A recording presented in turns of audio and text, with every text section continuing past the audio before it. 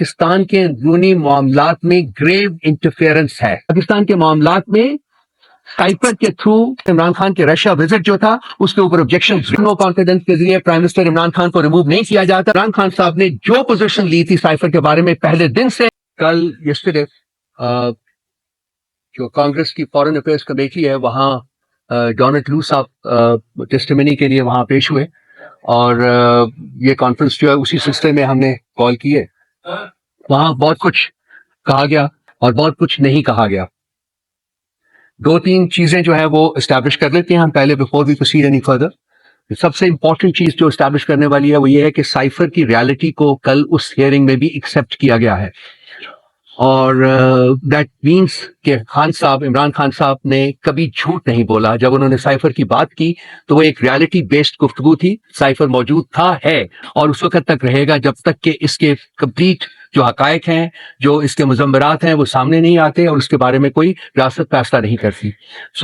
Cipher کی reality کو جب اس حکومت نے ٹیک اوور کیا، جو پی ڈی ایم وان حکومت تھی، تو پہلے انہوں نے کہا جی کہ اس طرح کی کوئی چیز ایگزسٹ ہی نہیں کرتی. پھر وہ بیانیہ چینج کیا تو انہوں نے کہا جی کہ یہ خان صاحب نے خود اسٹیبلش کیا ہے. اس کے بعد وہ بیانیہ چینج کیا تو کہا کہ خان صاحب کے خلاف اس کو وائلیٹ کرنے کا، سیکرٹس ایکٹ وائلیٹ کرنے کی بیسس کے اوپر مقدمہ درج کر دیا. تو یہ جو پینترے بدلتی رہی وہ حکومت، کل اس ہیئرنگ میں یہ چیز انکانٹروورٹبلی پروو ہو گئی ہے کہ سائفر نام کی ایک چیز وہ ریالٹی ہے اور وہ موجود ہے. اور کل ڈونلڈ لو صاحب نے جو اپنی ٹیسٹیمنی میں اس کا اعادہ کیا کہ یہ موجود ہے، لیکن انہوں نے یہ بھی کہا کہ اس کے جو کانٹینٹس ہیں وہ ان سے ایگری نہیں کرتے، اور یہ جو الیج کیا جا رہا ہے وہ اس سے ایگری نہیں کرتے. لیکن اس کمیونیکیشن کی ایگزسٹنس کو انہوں نے کل ایکسیپٹ کیا اپنے اس سبمیشن میں. سو ایک چیز تو یہ ہے کہ یہ ایک اسٹیبلشڈ ریالٹی ہے.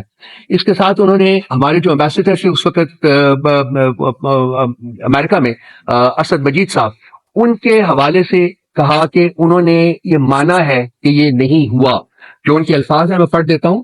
The other person at the meeting, the then ambassador of Pakistan to the US, has testified to his own government that there was no conspiracy. تو یہ جو کنسپریسی کی بات کرتے ہیں یہ بھی ریالٹی نہیں ہے، کیونکہ اس سلسلے میں ہمارے پاس دو نیشنل سیکیورٹی کمیٹی کی میٹنگز کے منٹس ہیں. پہلی نیشنل سیکیورٹی کمیٹی کی میٹنگ جو تھی، I think it was the 40th، وہ پرائم منسٹر عمران خان، دین پرائم منسٹر عمران خان نے پریزائڈ کی تھی، اور اس میں ٹاپ پولیٹیکل لیڈرشپ اور ٹاپ ملٹری لیڈرشپ موجود تھی. اور ان کی موجودگی میں یہ اسٹیبلش کیا گیا تھا کہ یہ سائفر جو ہے اس کے تھرو کمیونیکیشن میں جو کمیونیکیشن ہے وہ پاکستان کے اندرونی معاملات میں گریو انٹرفیئرنس ہے.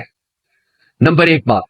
اور نمبر دو بات تھی کہ اس انٹرفیئرنس کے ناطے حکومت پاکستان ایک اسٹرانگ ڈیمارش سرو کرے گی on the government of the United States of America, Islamabad میں بھی اور واشنگٹن ڈی سی میں بھی، اور یہ ڈیمارش جو ہے وہ سرو کی گئی تھی. سو سائفر کی ایگزسٹنس کی ریالٹی کو یہ نیشنل سیکورٹی کمیٹی کے منٹس بھی اکنالج کرتے ہیں، اور یہ they even go to the extent of saying کہ اس کے جو کانٹینٹس تھے سائفر کے، یہ پاکستان کے اندرونی معاملات میں گریو انٹرفیئرنس تھی، جس کی بیسس کے اوپر وہ ہم نے ڈیمارش جو ہے وہ سرو کی. اس کے بعد جو نیکسٹ نیشنل سیکورٹی کمیٹی کی میٹنگ ہوئی اس کو پریزائڈ کیا تھا دی دین پرائم منسٹر شہباز شریف صاحب. اس میں اس نیشنل سیکورٹی کمیٹی کے جو منٹس تھے، منٹس کی میٹنگ کے منٹس، ان کو فلی انڈورس کیا گیا اور اکنالج کیا گیا کہ ہاں پاکستان کے اندرونی معاملات میں گریو انٹرفیئرنس ہوئی تھی. سو یہ چیزیں جو ہیں یہ اب اسٹیبلش حقائق کے زمرے میں آتی ہیں، اور ان کو جھٹلانا جو ہے وہ پاسبل نہیں ہے، آلدو اس حکومت نے بسا اوقات کوشش کی ہے. اب اس کے کانٹینٹس جو تھے، جو اس سائفر کے کانٹینٹس جو تھے، وہ بھی اب کوئی سیکرٹ ڈومین میں نہیں رہے، بلکہ انٹرسیپٹ ایک ادارہ ہے امریکہ کا ہی، جس نے کہ اپنے سورس جو انہوں نے کہا تھا کہ ہمیں ملٹری میں سے کسی سورس نے ہمارے ساتھ شیئر کیا ہے، اس کی بیسس کے اوپر یہ کانٹینٹس جو تھے، اس کی جو سائفر کے کانٹینٹس تھے وہ پبلش کر دیے تھے. اور اس میں میں آپ کو پڑھ کے سنا دیتا ہوں کہ جو ریلیونٹ پیراگراف ہے کہ